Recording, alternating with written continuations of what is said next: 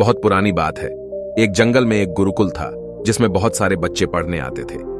एक बात की बात है, गुरुजी सभी विद्यार्थियों को पढ़ा रहे थे, मगर एक विद्यार्थी ऐसा था जिसे बार बार समझाने पर भी समझ में नहीं आ रहा था। गुरुजी को बहुत तेज से गुस्सा आया और उन्होंने उस विद्यार्थी से कहा, जरा अपनी हथेली तो दिखाओ बेटा।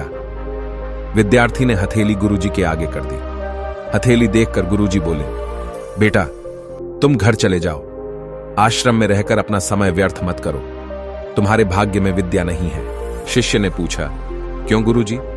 गुरुजी ने कहा, तुम्हारे हाथ में विद्या की रेखा नहीं है। गुरुजी ने एक होशियार विद्यार्थी की हथेली उसे दिखाते हुए कहा, यह देखो, यह है विद्या की रेखा, यह तुम्हारे हाथ में नहीं है, इसलिए तुम समय नष्ट ना करो और घर चले जाओ और वहां अपना कोई और काम देखो।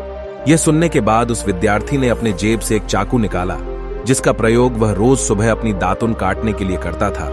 उस चाकू से उसने अपनी हाथ में एक गहरी लकीर बना दी। हाथ से खून बहने लगा। तब वह गुरुजी से बोला, मैंने अपने हाथ में विद्या की रेखा बना ली है गुरुजी। यह देखकर गुरुजी द्रवित हो गए और उन्होंने उस विद्यार्थी को गले से लगा लिया। गुरुजी बोले, बेटा तुम्हें विद्या सीखने से कोई ताकत नहीं रोक सकती है। दृढ़ निश्चय और परिश्रम हाथ की रेखाओं को ही बदल देती है। दोस्तों, वह विद्यार्थी आगे चलकर महर्षि पाणिनि के नाम से प्रसिद्ध हुए, जिसने विश्व प्रसिद्ध व्याकरण अष्टाध्यायी की रचना की है।